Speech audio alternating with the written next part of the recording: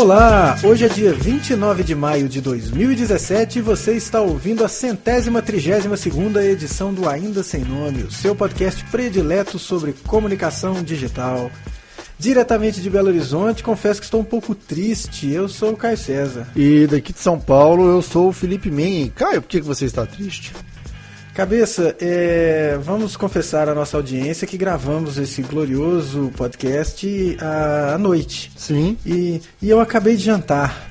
E no jantar acabou um caldo de mandioca delicioso que tinha aqui em casa e eu tô triste porque ele acabou. Eu tô realmente convalescido pelo falecimento do caldo de mandioca delicioso que havia em minha residência. Você pode dizer que morreu para você, filho ingrato, né? Porque para mim continua vivo no meu coração, nos meus sentimentos, não é isso?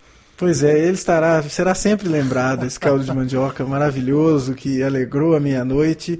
Mas enfim, tudo tem um fim, né, cabeça? Tudo tem um fim, cara. Agora, caldo de mandioca eu gosto quando tem também um pouquinho de carne desfiada, sabe? Ah, esse aqui tinha linguiça, cabeça. É isso aí, também.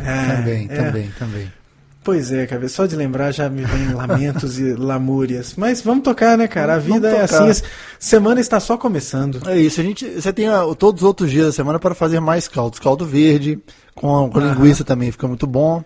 Sim. Caldinho de feijão, que é próprio desta época do ano, já que vamos chegar em junho, e com junho vem as festas juninas, que, enfim, melhores festas. Exato. Caldo de abóbora, se você, assim, gostar. Caldo. Eu sou um profundo admirador e conhecedor de caldos, conhecer de caldos. Caldos são muito bons. Cabeça, entendedores e pessoas mais velhas se lembrarão que existia aqui em Belo Horizonte um lugar ali na rua Alagoas chamado Pitbull Coffee. Você se lembra desse lugar, Cabeça? Caio, eu acho que eu não lembro desse lugar. Para onde? Que ponto? Era na Alagoas com Cláudio Manuel. Uhum. Era em frente a um finado lugar onde hoje é um hotel, chamava-se Diário da Noite, era em frente ao Diário da Noite. E lá no Pitbull Coffee era um lugar que todas as sextas-feiras e todos os sábados e todos os dias em que ele abria, na verdade, tinha que tocar Killing in the Name do Rage Against the Machine. E lá tinha um caldo de feijão que quando você falou caldo de feijão, eu me lembrei daquele, que era um caldo de feijão que chegava tão quente na mesa que o garçom quebrava ovinhos de codorna cru e o ovinho cozinhava no caldo de feijão. Era uma coisa assim que você tomava aquele caldo de feijão bebendo Serra Malte. Nossa, olha que delícia. Senhora, aí sim, Caio. Isso, olha, anos 90 que não voltam mais. Mas que é isso, hein? Aí você pegou pesado demais, cara. Cara. Mas tudo bem, né, cabeça? Tudo Já bem. Que a gente tá saudosista, saudosismo estomacal, estamos aí. Né? É isso aí. Inclusive, se nos anos 90 tivesse Instagram, você poderia postar uma bela foto e aí a gente vai falar disso mais pra frente agora no primeiro assunto, né? Exatamente, fotos de comida. Já pensou, cara, o Instagram dos anos... será que eu usaria o Instagram dos anos 90? Eu confesso, olha, sou cheio das confissões hoje, cabeça. Algumas edições aí, eu me lembro de ter falado para você numa frivolidade que eu havia me comprometido a fazer um esforço para usar o Instagram, não é? Sim, eu tenho percebido que eventualmente pinta alguma foto sua lá de padrões. Padrões, eu gosto de padrões, gosto de texturas, padrões, mas eventualmente você foi muito caridoso, porque eu acho que já faz para mais de 20 dias ou mais que não aparece nada ali. Entendi. Por quê, Caio? Falta-me saco, cabeça. Falta-me saco para o Instagram. Hashtag Caio Sincero. Não, sério. Desde quando a gente entrevistou a Daniela Cabizuca, se lembra? Sim. Que a Daniela tem fotos bacanas das portas e janelas e etc. E árvores e etc. E árvores e tudo mais. Eu me esforço para entender o Instagram, porque deve me faltar alguma coisa no meu cérebro que eu só consigo ver o aspecto de vaidade no Instagram, sabe? Uhum. Olha o lugar que eu estive, que legal para caramba, que não é o lugar lama que você está. Olha a comida que eu estou comendo, que é do caramba, que não é a comida lixo que você está comendo. Olha, sei lá, olha o calo no meu dedo que é mais legal que o seu. E eu sei que agora muitos da nossa audiência vão estar já se deliciando e comentando este episódio, mas eu não consigo compreender algo no Instagram que vá além disso. E, enfim, aí eu tentei, cara, eu confesso que eu tentei, eu falei, não, eu vou porque eu gosto de textura, gosto e tal, não sou um bom fotógrafo de paisagens, embora eu adore paisagens e sou exímio frequentador do Earth Porn no Reddit, onde apenas fotos bonitas de paisagens são divulgadas, mas eu não consigo tirar fotos assim, eu gosto de textura, tentei manter alguma coisa nesse sentido, não tive êxito, cabeça.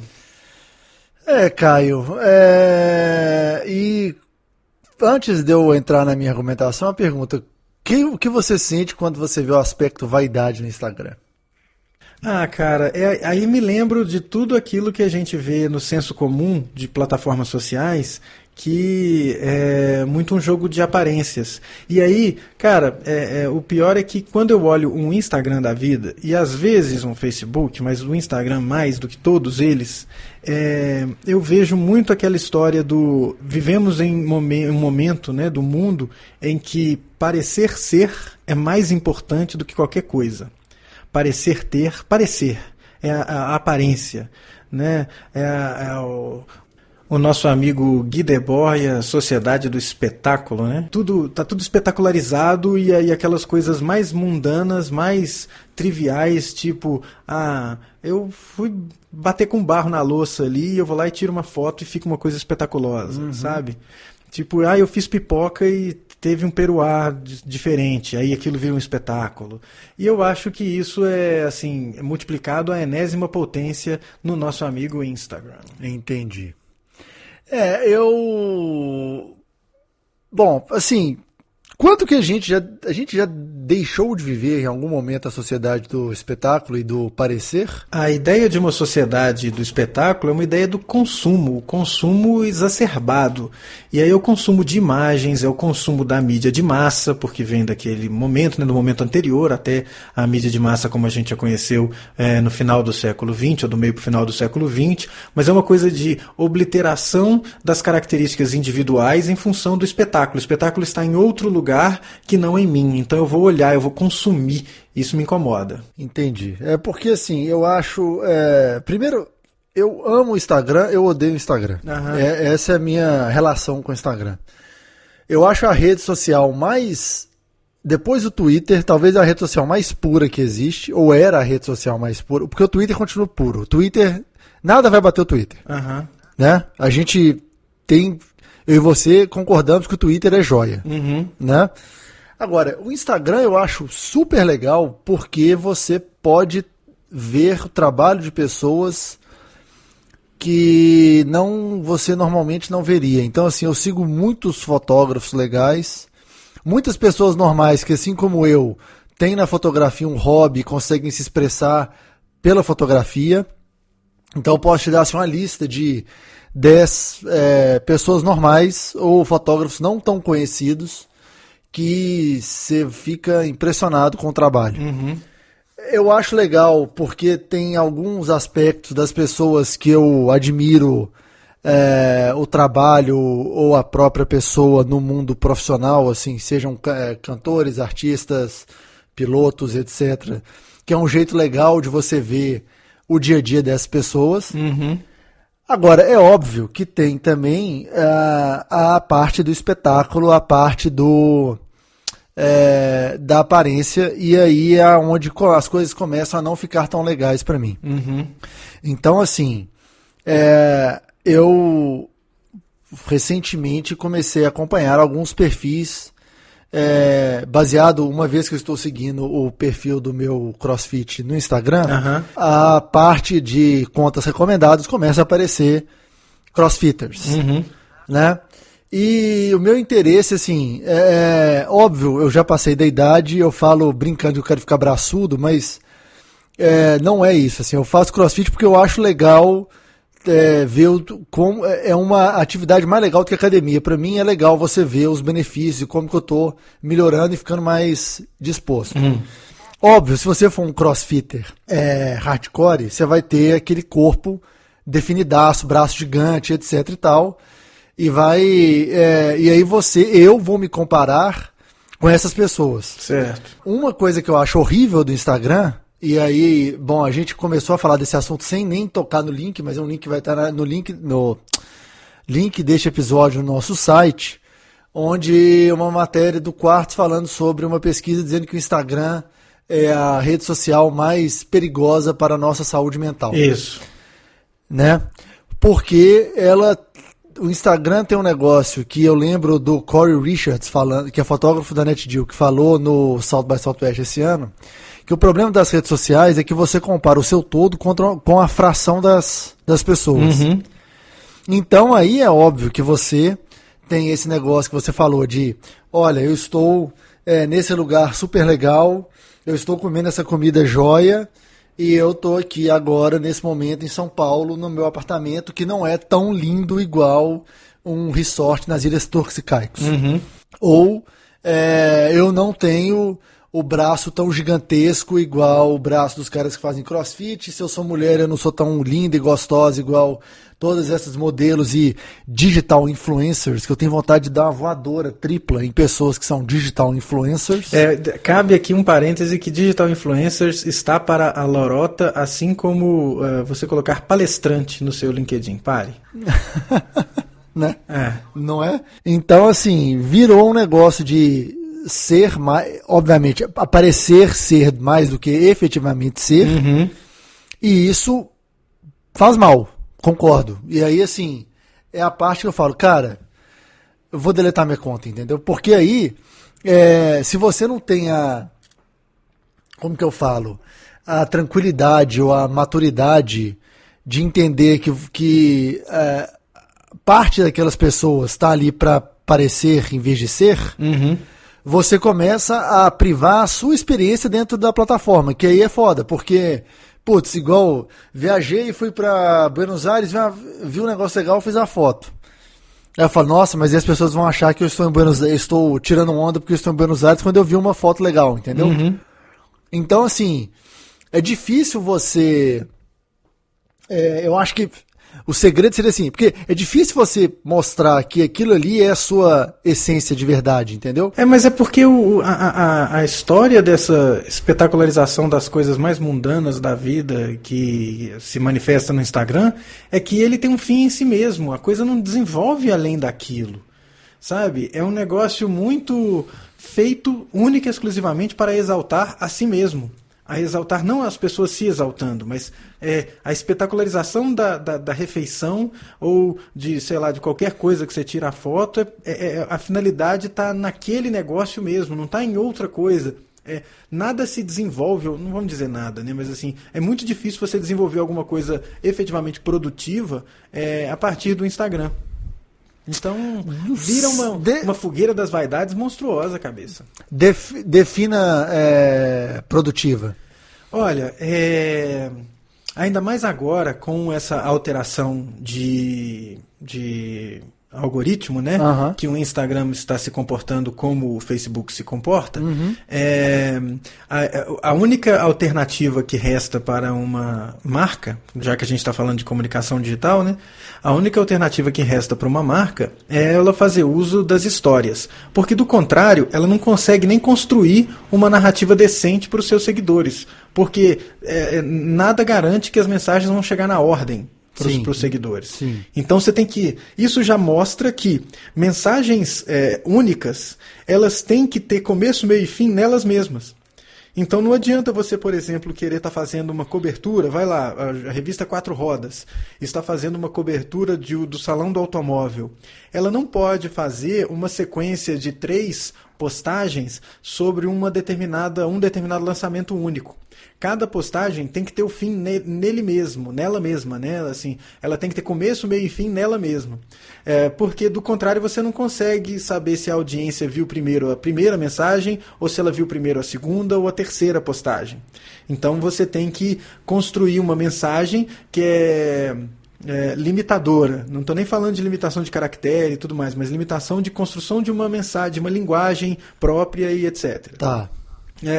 Aí você tem que fazer uso das histórias para você poder ter um mínimo de controle E ainda assim, é difícil, porque a gente sabe que é muito complicado você fazer a pessoa sair de dentro do Instagram. Então, de novo, ela é uma ferramenta centrada nela mesma, o espetáculo voltado para ele mesmo, é tudo voltando, olhando para o próprio umbigo, né, que você tem uma dificuldade tremenda, até de operacional, instrumental, de colocar o link na postagem, o link não vira link, né? Não é. Você não tem controle nem disso. Então, é um negócio... Assim, é claro, eu estou pegando aqui, tentando mostrar de uma maneira bem rápida que ele é uma manifestação clara desta espetacularização voltada para si mesma e que as características técnicas, instrumentais e da plataforma a limitam. E é muito... Eu vejo isso com muito maus olhos, sabe? Caio, mas... Aí, assim, tem algumas questões aí que eu acho que o próprio Instagram tentou endereçar e aí eu não concordo e eu lembro de alguns links, se eu achar alguma coisa eu vou colocar nas notas desse episódio, falando dessas últimas movimentações no Instagram. Eu acho que parte para... atacar essa questão de construir uma narrativa e como que ele pode ser mais atrativo para a marca. Por exemplo, você poder colocar mais de uma foto na mesma postagem. Porque aí você consegue fazer, se eu não me engano, são até 10 fotos, né? Você consegue contar uma história que, concorda, ela vai começar a se desenvolver e morrer nela mesma, mas você consegue garantir que as pessoas vão ver aquelas fotos na ordem. E aí, olha como é que você força a produção a ela ser centrada numa única postagem, porque você não tem nem como fazer resposta a uma outra postagem sua, ou criar uma sequência. Igual agora é bem... Não estou defendendo o Twitter, não, que o Twitter está indo para o mesmo lado, mas no Twitter você consegue criar uma discussão, né, uma thread sua, você respondendo a si mesmo, fazendo uma sequência. É uma pessoa que todos nós precisamos nos juntar aí, né, e com o pessoal da Secretaria Municipal de Saúde de São Paulo e fazer uma intervenção nela, compulsória, é a Janaína Pascoal. Ela faz isso com o Jesus de Pau dela lá, né? Ela faz isso frequentemente, inclusive falando mentira, falando que prometeu para o Tancredo uma coisa, sendo que ela tinha 9 anos de idade quando o Tancredo morreu, né? Mas enfim, é possível você criar essas linhas de pensamento aí. E no Instagram isso não é possível, né? Isso era possível e deixou de ser, né?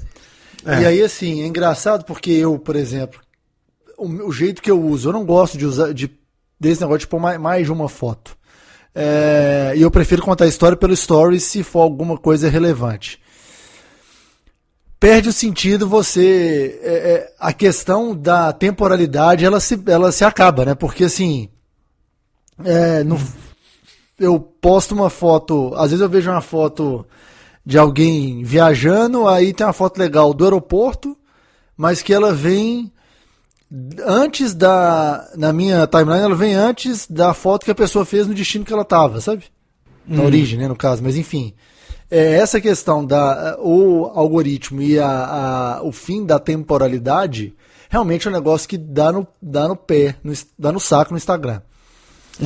E aí, cara, de novo, te cortando sem querer te ferrar mais ainda, mas não há muito a possibilidade de um diálogo, embora existam os comentários ali, não se constrói tanto diálogo no Instagram, porque ela é uma plataforma muito de consumo extremamente passivo, né, tal qual o YouTube e outras, né, mas é que é um consumo extremamente passivo em que você dá 2 toquinhos, curte, vai para a próxima, dá 2 toquinhos, curte, vai para a próxima, e ali você está se corroendo. Eu lembro de dados aí de pesquisas de uns dinamarqueses, uns noruegueses, eu não me lembro, que as mídias sociais deixavam as pessoas mais deprimentes, né, ou deprimidas.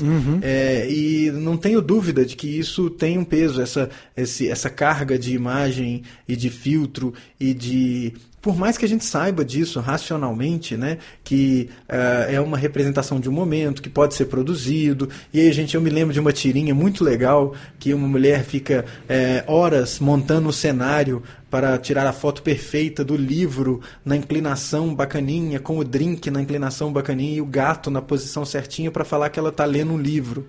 né? Então é uma coisa muito de olha, e não de vem conversar, vamos bater um papo, ou o que vocês acham disso? Não é, sabe? Eu vejo isso, não estou dizendo que não tem, mas esse é o grosso do Instagram, né? Que é aquela coisa de é só um pedacinho da nossa existência que está ali frisado, e aquilo é o suficiente deve ser o suficiente, né, para causar uma reação na audiência. E eu acho, sei lá, cara, não gosto não. Eu gosto do Instagram exatamente para ver o ponto de vista das pessoas sobre assuntos que me interessam, para ver estilos de fotografia que me interessam, mas eu fico muito preocupado quando fica só esses perfis de blogueiras e de comidas e etc e tal, sem nenhuma história atrás, porque também é fácil você ver o que tem uma história atrás e o que é só aparência. Fica mais assim, você ainda consegue entender uma coerência nesse negócio. E eu acho massa quando eu vejo perfil de pessoas famosas. Outro dia eu estava vendo o perfil da Helena Rizzo, a chefe do Mania aqui de São Paulo, e que ela tá naquele The Taste Brasil. Uhum. E você vê que é um perfil que tipo é de alguém que não tem tanta manha de usar, e por isso ele é muito legal, entendeu? Porque ele não é super trabalhado, ele não é tão falso. O da Paola Carosella, a chefe, também é super igual ela, sabe? É óbvio, por exemplo, se você tem, a gente falou da Danica Bizuca, perfis de designers, eles têm esse olhar que designer tem. Então você espera e isso eu acho mágico também. Eu já vi perfis de designers que tem assim, segue a mesma paleta de cores, todas as fotos, tem uma unidade o negócio, e isso é legal. Agora, é muito melhor isso do que, por exemplo, perfil, a foto do cara que bate uma foto da passagem para dizer que estou viajando de classe executiva. Sabe? É esse tipo de coisa que eu falo, bicho, não é isso que me pega, não é o tipo de perfil que me agrada. Mas eu sei que tem muita gente que se compara com isso. Com o carro do cara, com o biquíni da moça, com esse caminhão que está passando aí atrás. Então, assim, não tem jeito, cara. Esse tipo de comportamento, quando você vê, se comparar com esse tipo de postagem, é horrível. Você vai sentir mal, não tem jeito. Eu nunca vou ter o corpo de um cara que faz crossfit, velho, porque eu não é minha prioridade e não é como eu quero ser. O cara que leva a sério e beleza, doido demais. Vai lá. Agora, não tenta vários, se esforçam pra caralho pra ter aquilo ali. Agora, eu não vou conseguir me comparar com eles porque eu não tenho o mesmo esforço, não tenho o mesmo tempo. E eu sou um pouco mais vivido do que isso para ficar. A aparência já não é tudo mais nessa vida, sabe? É complicado, cabeça, porque a gente vai ter uma dificuldade enorme de convencer o outro de qualquer coisa aqui. Eu acho a natureza das postagens, o jeito que as postagens se organizam, o que se posta, né? Você é uma plataforma tão centrada no apelo visual que, por mais que pareça, às vezes, que é descuidado e etc., há um esforço para o cuidado, e esse cuidado ele tem que existir, porque senão a coisa perde a função, né? Assim, da audiência dar o feedback que você espera, né? De se aumentar os seguidores e etc. Então, eu tô aí com a galera, viu, cabeça, desses pelo menos 2 links aí, do El País e do Quartz. E fica a dívida para as notas desse episódio, o estudo nórdico ou do norte da Europa, agora não vou me lembrar, tem que procurar, em que a galera raciocina sobre o caráter de fomento da depressão proporcionado, né, pelas plataformas sociais, pelas mídias sociais, que é uma exacerbação do eu e não há diálogo, né? E isso me incomoda muito. Por mais que você fala, não, tem comentário, cara, tem comentário, mas não há diálogo. Os comentários são muito tapinha nas costas e pouco diálogo. Então... Mas aí eu acho que tem uma coisa que a ferramenta tem que melhorar, que é a questão dos comentários no seguinte sentido. É muito difícil. Agora você pode responder os comentários, porque nada mais, nada menos do que você já colocar a arroba do cara lá. Uhum. Mas eu acho muito difícil, por exemplo, eu gosto muito do perfil do Pete Souza, que era o fotógrafo do Obama. E que trola o Donald Trump hoje da maneira incrível, assim. Todo fora que o Donald Trump dá, o que acontece com alguma frequência, o Pete Souza posta uma foto do Obama fazendo a coisa certa, sabe? Uhum. E... não raro ele posta tem alguma conversa técnica lá de câmeras, lentes, que não é a minha onda principal, porque eu acho que não é só a câmera é uma ferramenta, né? A linguagem é mais importante. Uhum. Mas tem alguma coisa de técnica que eu acho super legal de saber como é que o fotógrafo conseguiu chegar naquele momento ali. Uhum. E aí, assim, você vê que agora a ferramenta... ela mostra os comentários as respostas do dono do perfil antes. Uhum. Mas eu não consigo achar qual é a pergunta, sabe? Certo. Então, tipo, como é que eu vou entrar numa conversa se eu só tenho metade da história? Então, assim, a ferramenta tinha que melhorar essa questão de ou carregar os comentários antigos ou fazer algum tipo de link, thread, que seja, para você conseguir, pelo menos, estimular esse diálogo. Mas aí a gente chega numa coisa, cabeça, que talvez a gente já possa até depois passar para o próximo assunto, que é o seguinte: essas plataformas, como o Instagram e como o Facebook essas plataformas elas seguem um molde muito característico, muito próprio da mídia de massa, em que o importante era uma grande massa de pessoas consumindo uma mensagem. Então você vê que a lógica do Instagram e a lógica do Facebook, elas são a mesma lógica, claro, né, eles são a mesma empresa, mas é aquela lógica de eu não estou preocupado como lá a gente via, isso não é um saudosismo barato, por favor, caro ouvinte, cara ouvinte. Quando a gente começa a descobrir as mídias sociais no começo dos anos 2000, uma coisa muito legal das mídias sociais é você poder conversar com pessoas, né, que se assemelham a você no gosto, nos hábitos, etc., e não necessariamente estão perto de você. E aí a gente percebe que o mundo é feito de imensos grupinhos. E aí a gente percebe o valor da cauda longa, dos nichos e tal.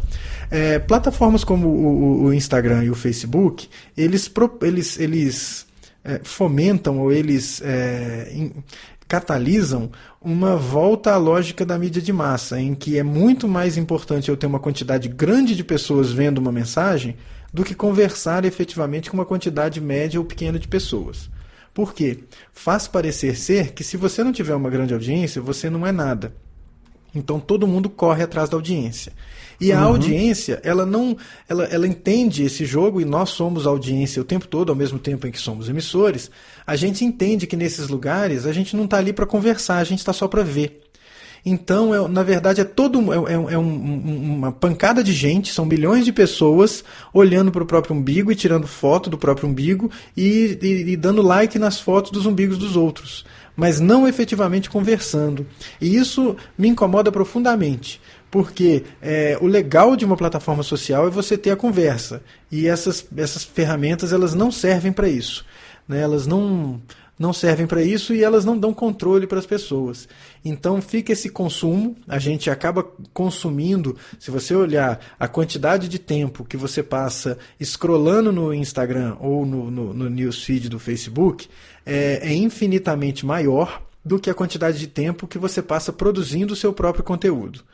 Então mostra que a gente consome muito mais do que a gente faz. Então a gente está ali contemplando muito mais do que conversando ou produzindo. E isso eu acho que não é muito legal e que é característico dessa história da sociedade do espetáculo, né? Assim, o espetáculo ele existe só para proporcionar o desejo no outro e o outro ficar olhando aquilo ali e aquele ideal inalcançável, né? Porque a gente sabe que a grama do vizinho é sempre mais verde, então você vai ficar olhando a grama do vizinho ao invés de cuidar da sua. Então isso me incomoda, sabe? Talvez seja por isso que o Instagram seja a rede ou a plataforma social mais prejudicial para a saúde dos adolescentes, porque a gente sabe que o adolescente vive da imagem e do que projeta, e uma espinha na testa é uma coisa de outro mundo. Acabou meu final de semana porque eu tenho uma espinha na testa, agora ninguém vai querer nem olhar para mim, e etc, né? Então isso é complicado, porque as coisas ficam à flor da pele quando você tem até 35 anos, né, que os adolescentes estão durando, até essa idade agora, né? Pô, cara, eu já passei um pouquinho dessa aí. É porque eu acho que eu sou um adolescente da geração passada. Eu tenho 34 só, então... Não, é porque tem mais um ano de adolescência. A adolescência ela tem começado aos 9 anos, né? Que a galera tá cada vez mais precoce e tá indo tardia, assim. Né? Você vê a molecada lá com 25 anos e não pode ser contrariado. Você fala assim, cara, que isso? Como assim, né? Cresce aí, rapaz. Né? É foda, né? Então, a geração mimimi é foda mesmo. Pois é, enfim, eu acho que não é só por causa da geração, mas eu acho que é uma coisa que, para essa galera, que a imagem é tão importante, né, eu acho que ferramentas e plataformas como essa podem ser catalisadores, eu já falei isso várias vezes aqui, né, de sentimentos. E aí a pessoa tem uma coisa ali, algo pequeno vira grande, fica grande, sabe? Então... É foda, é foda. Mas assim, cara, ainda assim eu gosto demais, velho, do Instagram de raiz, sabe? Não, Instagram, cara, moleque. continua, manda ver. Eu não acho que eu consiga convencer ninguém com essa minha fala, mas é muito uma coisa que eu observo, pensando assim, poxa vida, e aí? Sabe? Porque num Twitter da vida, por pior que seja o Twitter, alguém posta uma coisa, você vai lá e responde. Ultimamente eu tenho usado até mais as mensagens diretas, sabe? Eu não fico conversando na timeline. Eu vou lá e chamo na mensagem, assim, olha que legal isso daqui, tem essa outra coisa, e essa outra coisa, e essa outra coisa. E aí uma conversa se desenrola. Como no e-mail, uma plataforma social fantástica. Como, sei lá, num blog, que fica atemporal, né? Num blog você fica ali para sempre, né? No Instagram e no Facebook não. Então eu tenho um ranço grande com isso e o principal, cara, por causa da efemeridade das postagens, né? Você tem uma coisa que o estrago feito ele não consegue ser consertado porque a postagem vai morrendo. Então, se alguma coisa ruim acontece ali, o impacto ou a consequência daquela coisa ruim ela é o que sobra, porque mesmo que venha algo bom na sequência, não vai passar. Né? Mas enfim, falando em passar, talvez seja o momento da gente passar para o segundo assunto aqui, né? Senão ficamos aí horas falando só do Instagram, né, cara? Você está curtindo Ainda Sem Nome? Há muitas formas de participar. Comente e entre em nossa conversa no grupo do Telegram. Basta acessar aindasemno.me/telegram. Acha que alguém pode curtir o podcast? Repasse para seus amigos. Indique o episódio em suas redes sociais. Quer ajudar a produzir o Ainda Sem Nome? Seja um patrono do podcast. Acesse patreon.com/ainda sem nome e colabore com a quantia que você quiser.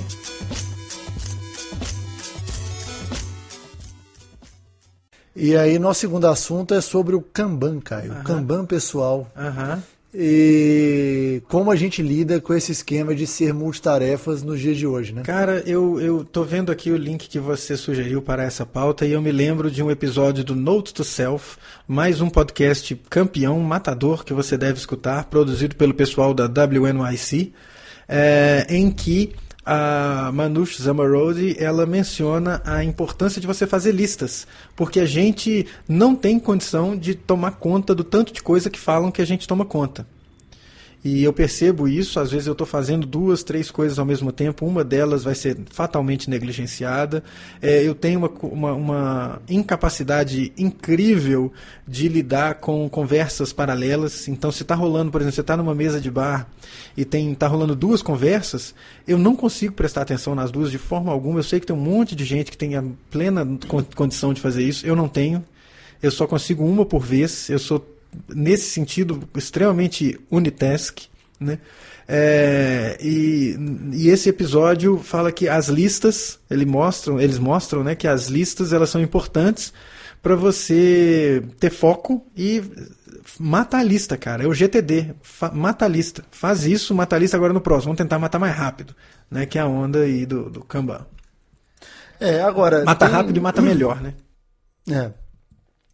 Tem uma coisa que assim, eu tenho um problema que é exatamente assim, a quantidade de coisas que eu tenho para fazer ao longo do dia, mas o Kanban talvez tenha um negócio que seja um problema, que é você não ter, ele só lista as coisas, né? Aqui é a priorização, que talvez é o outro ponto que é mais complicado.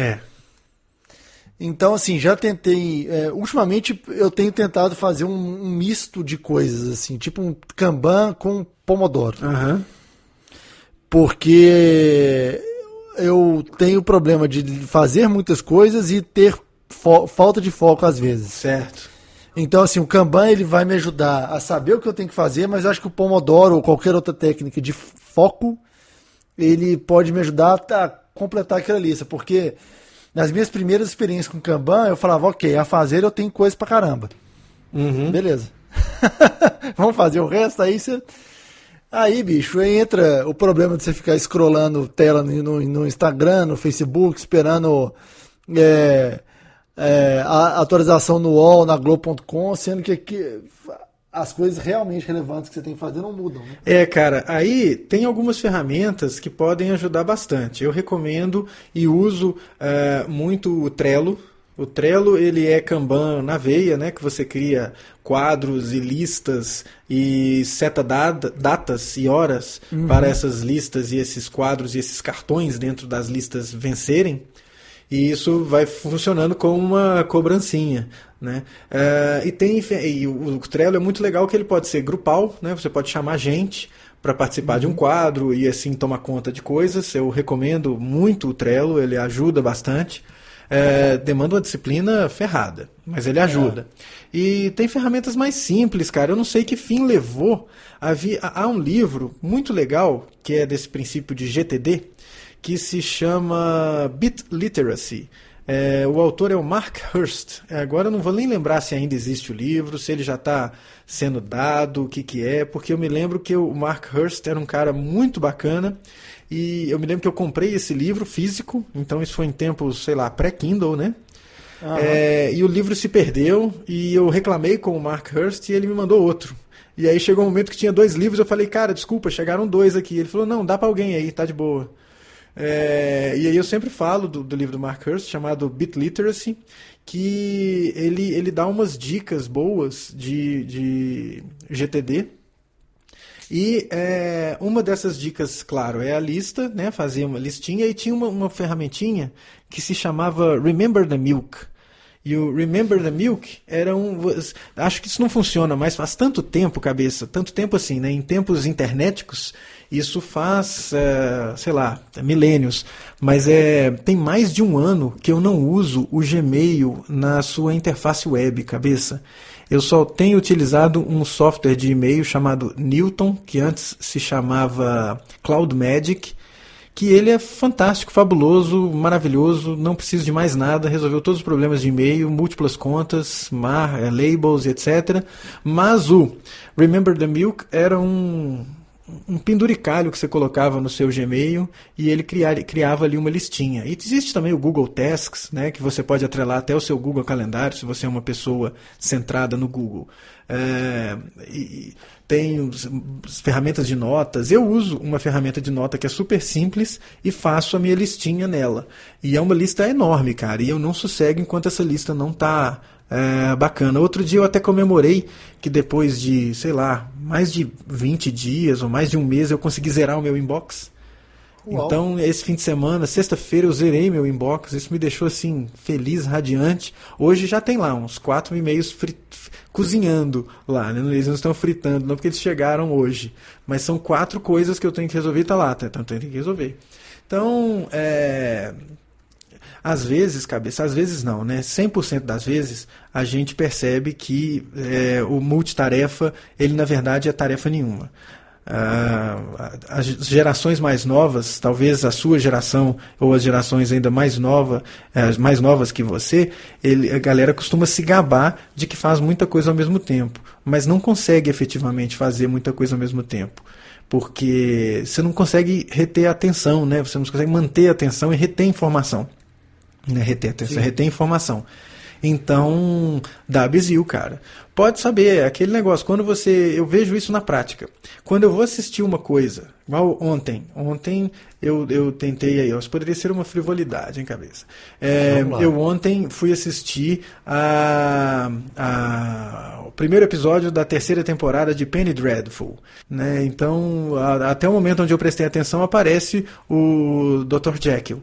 E beleza, mas depois disso eu já estou ali absorvido pelas plataformas, estava lá olhando o Reddit, que, enfim, já te absorve, né? Te suga. Então, cara, quando você está fazendo 2 coisas ao mesmo tempo, uma delas vai ser negligenciada, não tem jeito. E aí o problema é que às vezes nenhuma das 2 sai, né? Ou 2, 3, 4, enfim, não tem jeito. Ou você deu prioridade para a coisa que não merecia prioridade, o que é mais frequente, né? Você dá prioridade para a coisa que não merece a prioridade e aí ferrou. Você deixou mais um item, né? Não deixe de deixar para amanhã o que você não vai fazer hoje, né? Eu, por exemplo, hoje não consegui fazer todas as coisas que eu gostaria, tá vendo? Eu quase lá, cabeça, quase, assim, foi muito pouquinho, mas foi por falta de tempo mesmo. Então, enfim, fica esse drama aí e eu acho que vale a pena a gente saber da nossa audiência qual é a técnica para lidar com todas Já falamos de produtividade uma vez aqui, né, Caio? Já falamos de produtividade e seria legal obter o feedback da galera desse episódio, o que é feito para execução das suas tarefas. Né? Eu recomendo muito a galera usar um Trello da vida. Trello é uma ferramenta muito legal. Vale a pena assim, pagar por ela é muito boa mesmo. E uma ferramentinha pessoal, né, de lista. E dá uma lida, gente, deve já ter, eu estou sem pesquisar isso enquanto eu estou falando, mas dá uma olhada no livro do Mark Hurst chamado Bitliteracy, que ele é um livro muito bacana, dá um fundamento legal de GTD. É isso aí. Eu tenho o GTD também do David Allen, né, que é o cara do GTD. É o GTD. É o GTD em pessoa. Caio, enfim, né, cabeça? Rapidinho a gente tem que ir a elas, né? As frivolidades da semana.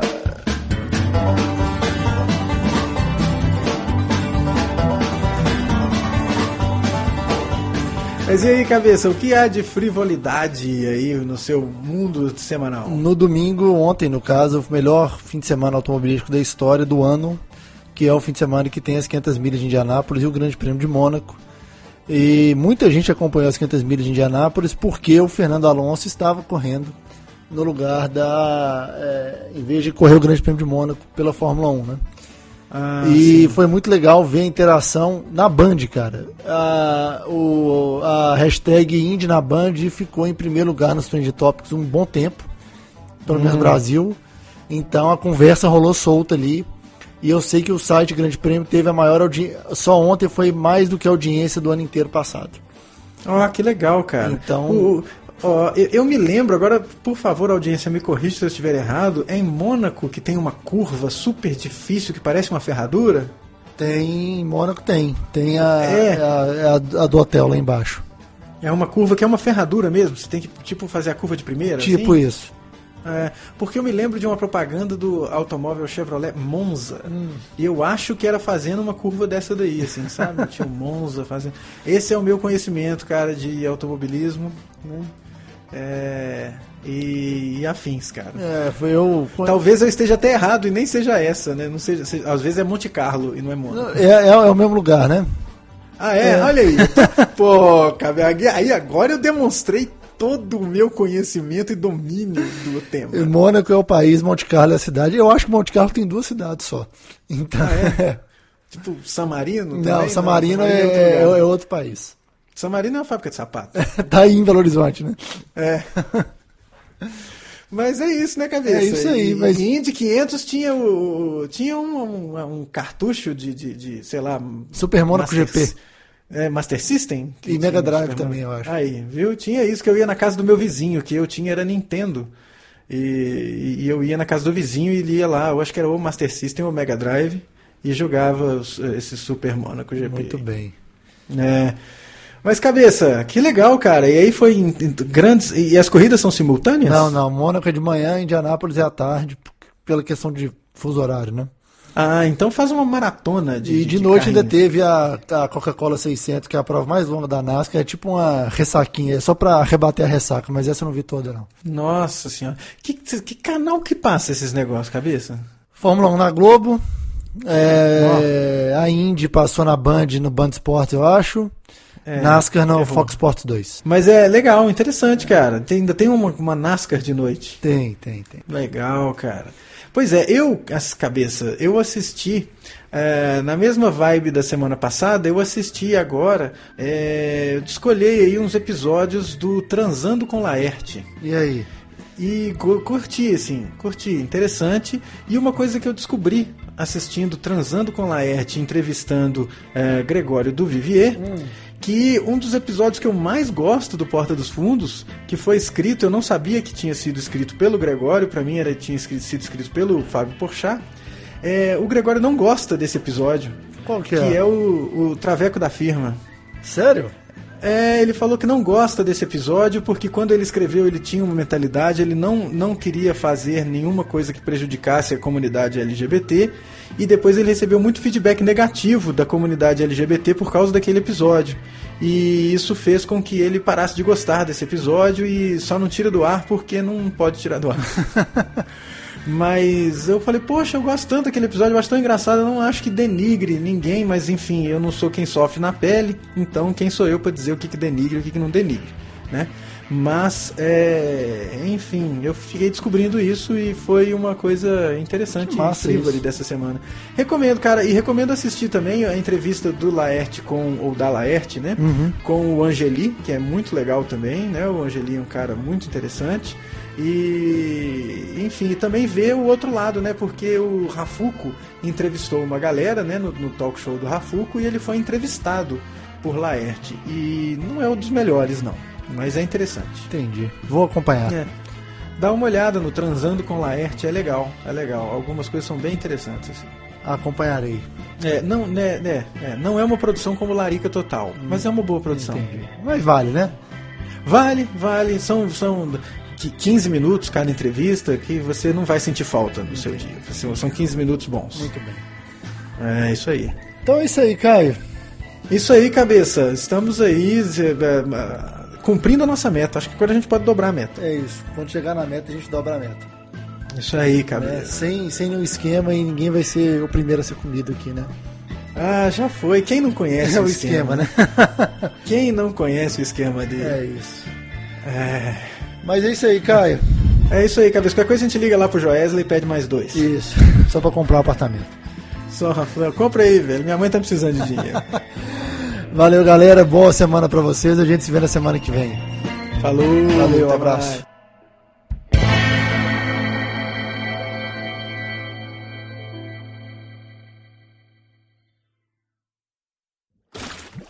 Este podcast é uma produção da Rede.